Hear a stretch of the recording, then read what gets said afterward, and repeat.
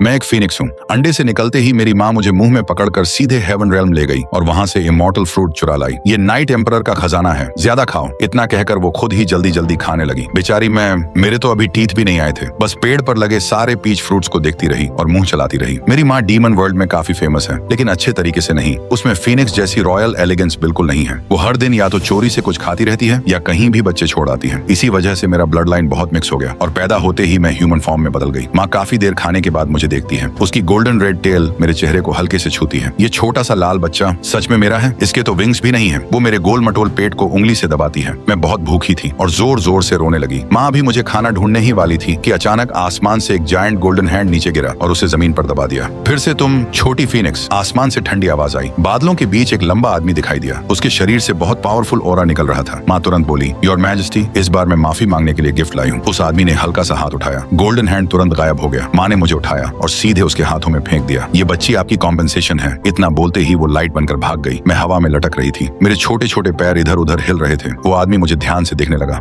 Phoenix baby, तुम्हारी माँ ने अच्छा कंपेंसेशन चुना है। मुझे फिर से भूख लगी और मैं रोने लगी। नाइट एम्परर ने मुझे ऑकवर्ड तरीके से सीने से लगाया। मैं इंस्टिंक्ट से उसके कपड़ों के अंदर घुसने लगी और दूध ढूंढने लगी। बदतमीज, मैं कैसे? उसके कान थोड़े लाल हो गए। वो जल्दी जल्दी मुझे अलग करने लगा। मैं और जोर से रोने लगी। तभी एक फेरी मेड बोली, योर मैजेस्टी, मुझे दे दीजिए। नाइट एम्परर ने तुरंत मुझे उसे दे दिया। दूध की स्मेल आते ही मैं चुप हो गई और जल्दी जल्दी पीने लगी। नाइट एम्परर साइड में खड़ा मुझे देखता रहा। उसने आदेश दिया, पता करो ये किस फीनिक्स क्लैन की है। कल इसे वापस भेज दो। 3 दिन बाद मुझे वापस लौटा दिया गया। योर मैजेस्टी, डीमन वर्ल्ड कह रहा है कि इसका ब्लड प्योर नहीं है। ये उनके फीनिक्स क्लैन की नहीं है। फिर से जांच करो। मैं उसी समय उसकी टेबल पर रखे डॉक्यूमेंट्स चबा रही थी। मैंने सिर उठाया और मुस्कुरा दी। मेरे 2 छोटे छोटे मिल्क टीथ दिख रहे थे। ऑफिशियल डॉक्यूमेंट्स मत खाओ। उसने पेपर खींच लिया, लेकिन मुझे एक इमॉर्टल फ्रूट दे दिया। मैं खुशी से उसे खाने लगी। अचानक मुझे छींक आई और फल का रस उसके कपड़ों पर गिर गया। हॉल में खड़े सारे इमॉर्टल्स शॉक में रह गए, लेकिन नाइट एम्परर ने बस एक क्लीन स्पेल किया और मेरे चेहरे को भी साफ कर दिया। ठीक है, अभी के लिए इसे यहीं पालते हैं। कुछ समय बाद मैं हेवन रेल्म में बहुत फेमस हो गई। नाइट एम्परर ने मेरा नाम रखा फेंग जिनहुआंग। ओल्ड लॉर्ड की एल्केमी रूम मेरी प्लेग्राउंड बन गई। लव गॉड की रेड फेड स्ट्रिंग्स मेरे टॉयज बन गए। फेरी मेड्स मेरे लिए छोटे छोटे ड्रेस बनाती थी। हेवन जनरल्स मुझे सीक्रेटली विंड कंट्रोल टेक्निक सिखाते थे। लेकिन जब भी दूध पीने का टाइम आता, नाइट एम्परर हमेशा मुझे मेड के पास भेज देता। एक दिन मैंने उसे पर्दे के पीछे छुप कर देखा। वो ध्यान से लिख रहा था कि मेड्स मुझे कैसे फीड करती हैं। मैंने सिर टेढ़ा करके पूछा, आप चोरी चोरी सीख रहे हो? वो तुरंत बोला, बकवास मत करो, मैं बस चेक कर रहा हूँ कि मेड्स ठीक से काम कर रही हैं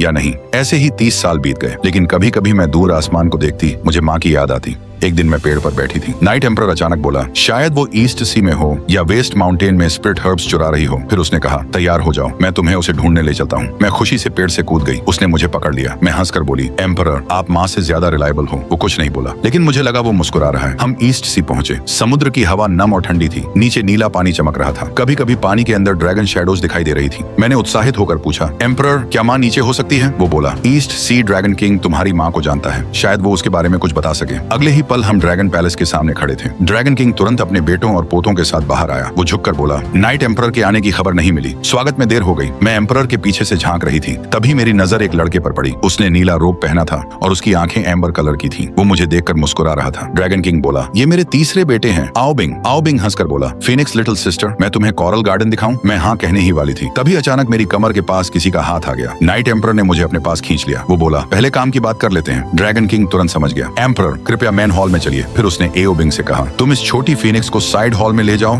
और स्नैक्स खिलाओ। मैं एओबिंग के साथ चल पड़ी, लेकिन कुछ कदम बाद अचानक किसी ने मेरी कलाई पकड़ ली। मैंने मुड़कर देखा, नाइट एम्परर था। उसने मेरे हाथ में एक छोटा मैजिक पाउच दिया। ये वाटर अवॉइडिंग पर्ल है, ताकि तुम्हारे कपड़े गीले न हो। ऑनबिंग उस पर्ल को देखकर थोड़ा चौंक गया, क्योंकि वो बहुत रेयर डिवाइन ट्रेजर था। साइड हॉल में ऑनबिंग मुझे तरह तरह की स्नैक्स दिखाने लगा। मैं क्रिस्टल केक खाने ही वाली थी। तभी बाहर कुछ लोग बातें कर रहे थे। सुना है नाइट एम्परर एक छोटी फीनिक्स लेकर आए हैं। हाँ, अभी तो थर्ड प्रिंस उसे साइड हॉल में ले गया है। थर्ड प्रिंस लड़कियों को इम्प्रेस करने में एक्सपर्ट है। मैं सुनने में इतनी बिजी थी कि केक मेरे कपड़ों पर गिर गया। आओ बिंग तुरंत पास आया। उसने मुझे एक सिल्क क्लॉथ दिया। मेरे पास और भी टेस्टी स्नैक्स हैं, ट्राई करोगी? तभी अचानक डोर खुला। नाइट एम्परर दरवाजे पर खड़ा था। उसकी नजर सीधा मेरे कपड़ों पर गई। वो धीरे धीरे अंदर आया। उसने उंगली से हल्का सा स्पेल किया। मेरे कपड़ों के दाग तुरंत गायब हो गए। फिर उसने एओबिंग से कहा, थर्ड प्रिंस का बहुत धन्यवाद, लेकिन इस बच्ची का स्टमक कमजोर है, ये कोल्ड सी फूड नहीं खा सकती। आओबिंग थोड़ा ऑकवर्ड हो गया। मुझसे गलती हो गई। ड्रैगन पैलेस से निकलते समय ड्रैगन किंग ने कहा, मैंने हाल ही में तुम्हारी माँ को नहीं देखा, लेकिन शायद वेस्टर्न बुद्धा रियल में उसके बारे में खबर मिले। मैंने रास्ते में एम्परर से पूछा, आज आप थोड़े अजीब बिहेव कर रहे थे? वो बोला, कहाँ अजीब? मैं बोली, पहले पर्ल दिया, फिर अचानक साइड हॉल में आ गए। वो थोड़ा चुप रहा, फिर बोला, तुम अभी छोटी हो, तुम्हें लोगों की नजर समझ नहीं आती। मैंने नाराज होकर कहा, मैं 30 साल की हूँ,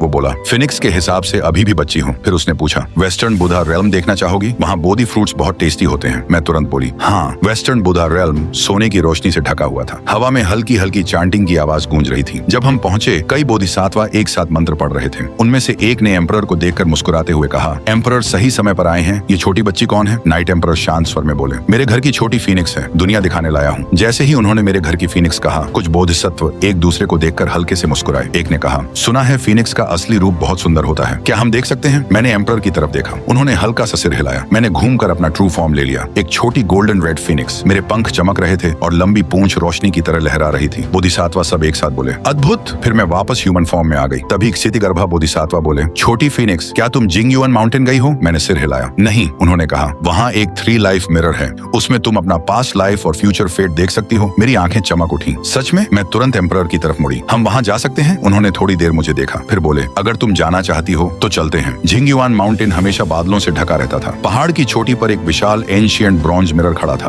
उसके चारों तरफ पुराने रंज बने हुए थे। मैं उत्साहित होकर आगे भागी। सुना है इसमें खड़े होकर पास्ट लाइफ दिखता है। और क्या दिखता है? एम्परर ने धीरे से कहा, और तुम्हारा डेस्टिन्ड पर्सन भी। मैं तुरंत मिरर के सामने खड़ी हो गई। पहले मिरर बिल्कुल शांत था, फिर उसकी सतह पर हल्की रिपल्स बनने लगी। धीरे धीरे एक दृश्य उभरा। फूलों के बीच एक छोटी फेरी उड़ रही थी। उसके ट्रांसपेरेंट विंग्स थे। मैं खुशी से बोली, वाह, ये मेरा पास्ट लाइफ है। कितनी क्यूट फेरी थी मैं। एम्परर हल्का सा मुस्कुराए। तो तुम्हारा पास्ट लाइफ एक फेरी था? मैंने जल्दी से पूछा। और मेरा डेस्टिन्ड पर्सन? मिरर का दृश्य बदलने लगा, लेकिन इस बार सिर्फ धुंध दिखाई दी। उस धुंध में किसी इंसान की हल्की सी परछाई थी, लेकिन चेहरा बिल्कुल साफ नहीं दिख रहा था। मैं हैरान होकर बोली, अजीब है, ये साफ क्यों नहीं दिख रहा? एम्परर ने धीरे से कहा, क्योंकि अभी सही समय नहीं आया। मैंने उनकी तरफ देखा, लेकिन उस समय उनका चेहरा थोड़ा अजीब लग रहा था। मिरर में उनका रिफ्लेक्शन भी दिख रहा था। एक पल के लिए उनका रिफ्लेक्शन उस धुंधली परछाई के साथ ओवरलैप हो गया। मैंने पूछा, एम्परर आपको क्या दिखा? उन्होंने तुरंत कहा, अब वापस चलना चाहिए। पहाड़ से नीचे उतरते समय वो पूरे रास्ते चुप रहे। मैंने कई बार उनकी तरफ देखा। उनकी भौहें हल्की सी सिकुड़ी हुई थी, जैसे वो किसी गहरी सोच में हो। मैंने उनका स्लीव खींचा। एम्परर आप नाराज हो? वो रुक गए। उन्होंने मेरे बालों की एक लट कान के पीछे कर दी। नहीं, मैं बस सोच रहा हूँ कि तुम्हारी माँ को अगली जगह कहाँ ढूंढे। मैं मुस्कुराकर बोली, अगर माँ नहीं भी मिली तो कोई बात नहीं, आप है ना। फिर थोड़ा रुक कर मैंने कहा, लेकिन मैं सच में उनसे मिलना चाहती हूँ। कुछ समय बाद हम ह्यूमन वर्ल्ड पहुंचे। यहाँ की धूप हेवन से अलग थी, गर्म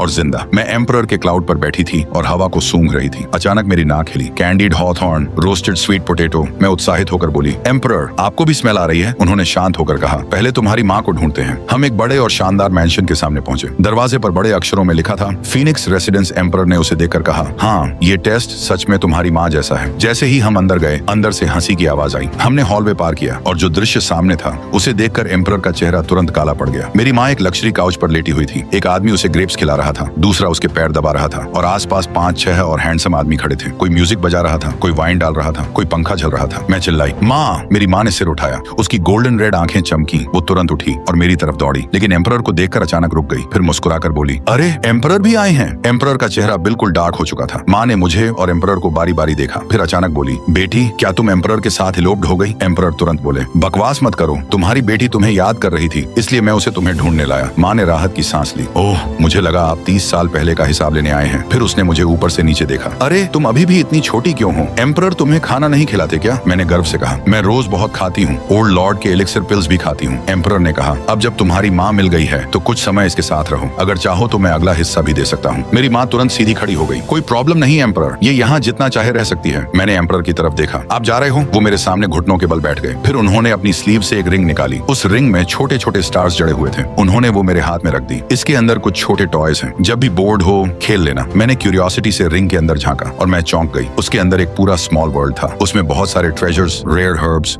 मैजिक टूल्स और डिवाइन आइटम्स पड़े थे। ये तो हेवन के ट्रेजर वॉल्ट से भी ज्यादा था। फिर उन्होंने एक और चाम दिया, अगर तुम किसी डेंजर में हुई मुझे तुरंत पता चल जाएगा। मेरी माँ बगल में खड़ी हंस रही थी। अरे एम्परर, आपने तो आधा हेवन ही दे दिया। एम्परर खड़े हुए। उन्होंने मुझे आखिरी बार देखा, फिर अचानक मुझे अपनी बाहों में खींच लिया। उनकी बाहें हमेशा की तरह वार्म थी। उन्होंने मेरे कान के पास धीरे से कहा, अच्छी बच्ची बनकर रहना। अगले ही पल वो गोल्डन लाइट बनकर आसमान में गायब हो गए। मैंने अपने हाथ में पकड़ी रिंग को देखा। पता नहीं क्यों मेरी आंखें थोड़ी नम हो गई। माँ हंसते हुए बोली, बेटी तुमने तो तीनों लोगों के सबसे मुश्किल आदमी को को अपना बना लिया। फिर उसने मेरा हाथ पकड़ा। चलो मैं तुम्हें दिखाती हूँ असली मजा क्या होता है। समय तेजी से गुजर गया। 130 साल बीत गए। अब हम ह्यूमन वर्ल्ड में रहते थे। मैं हमारे घर की छत पर बैठी थी। मैं गिन रही थी। माँ को घर छोड़े हुए 17 दिन और 3 घंटे हो चुके थे। मैं बाजार से लाया हुआ स्वीट केक खा रही थी। माँ एक नोट छोड़कर गई थी। उसमें लिखा था, मैं साउथ सी जा रही हूँ एक सिंगिंग पर्ल ढूंढने। मैंने साई किया। माँ भी ना। तभी नीचे से आवाज आई, किस घर की लड़की छत पर बैठी है। मैंने मुंह बनाया और नीचे कूद गई। माँ हमेशा कहती थी ह्यूमन वर्ल्ड में बहुत रूल्स होते हैं, लेकिन सच कहूँ तो यहाँ रहना मुझे अच्छा लगता था। कम से कम हेवन जितना बोरिंग नहीं था। घर के अंदर जाते ही मैंने फ्लोर पर पड़े कई मैजिक पाउचेस देखे। ये सब एम्परर ने मुझे सालों पहले दिए थे, लेकिन अब उनमें से आधे खाली थे, क्योंकि माँ ने उनसे कभी वाइन खरीदी, कभी गैम्बलिंग की और एक बार तो एक घोड़ा भी खरीद लिया। वो घोड़ा अगले दिन ही माँ को नदी में गिरा गया। माँ हमेशा कहती, एम्परर ने दिया है तो इस्तेमाल भी करो। फिर वो मुझे एक कैंडी खिलाकर चुप करा देती। मैंने एक पाउच उठाया। इसमें पहले हेवन रिवर वाटर पर्ल हुआ करता था। अब उसमें सिर्फ थोड़ी रेत बची थी। 130 साल एक छोटी फीनिक्स के बड़े होने के लिए काफी होते हैं, और कुछ यादों को धुंधला होने के लिए भी। कभी कभी मैं हेवन वापस जाना चाहती थी। 50 साल पहले माँ मुझे साउथ हेवन गेट भी ले गई थी, लेकिन गेट गार्ड्स ने कहा नाइट एम्परर बाहर के रिल्म्स में युद्ध करने गए हैं, वो कब लौटेंगे पता नहीं। माँ ने तब मुझसे कहा, देखा एम्परर तुम्हें भूल चुके हैं, वो हेवन के रूलर हैं, उनके पास एक छोटी फीनिक्स को याद रखने का टाइम नहीं होगा। मैंने कुछ नहीं कहा। उस रात मैंने एम्परर की दी हुई रिंग निकाली, उसके अंदर रखे सारे ट्रेजर्स बाहर निकाले, फिर वापस रख दिए। सबसे नीचे एक गोल्डन ड्रैगन स्केल रखा था। ये वही स्केल था जो ईस्ट सी में एम्परर ने मेरे कॉलर से हटाया था। अगले दिन मैंने उसे नेकलेस बना लिया और तब से कभी नहीं उतारा।